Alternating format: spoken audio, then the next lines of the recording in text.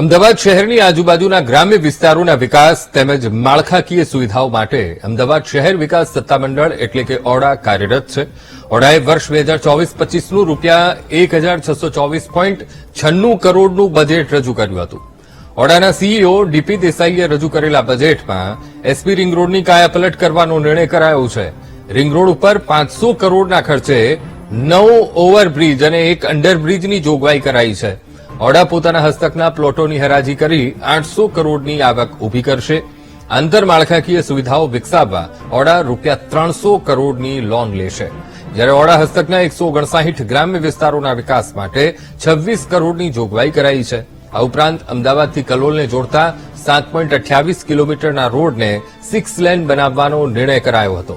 તો ધોળકા અને ઘોડાસર બ્રાન્ચ કેનાલના વિકાસ માટે 49 કરોડ તેમજ ઓડા હસ્તકના 55 ગામને પીવાનું પાણી પહોંચાડવા 240 કરોડની જોગવાઈ કરાઈ છે.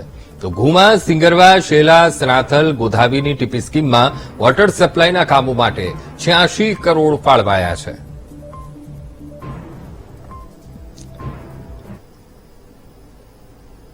વખત આપણે રિંગ રોડ ઉપર અમને ટ્રાફિક પોલીસ તરફથી પણ એક સુઝાવ મળેલો હતો કે અમુક જ્યાં આગળ પેડેસ્ટ્રીયનની મૂવમેન્ટ વધારે છે, જ્યાં આગળ રાહદારીઓ વધારે છે, એવી જગ્યાએ ફૂટ ઓવરબ્રિજ બનાવો. તો રિંગ રોડ ઉપર ફૂટ ઓવરબ્રિજ બનાવવા માટે 1 કરોડ રૂપિયાની જોગવાઈ કરી છે ટોકન. પણ ટ્રાફિકના સંકલનમાં રહી અને રાહદારીઓના સલામત મૂવમેન્ટ માટે જો 1 કરતા વધારે બનાવવાની જરૂર પડશે તો અમે રિંગ રોડ ઉપર ફૂટ ઓવરબ્રિજ બનાવીશું.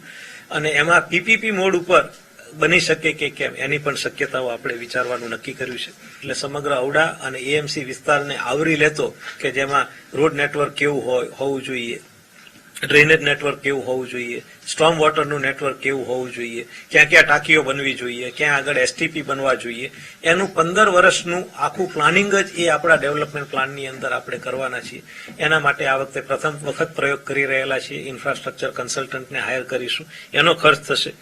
બીજું, શહેરને આપણે લિવેબલ, રેઝિલિયન્ટ, આ બધા અત્યારે નવા બઝવર્ડ છે કે જે સારા સિટી જેને વિશ્વ કક્ષાના આપણે કરીએ છીએ એ બધા સિટીની અંદર આવા કમ્પોનન્ટ હોય છે.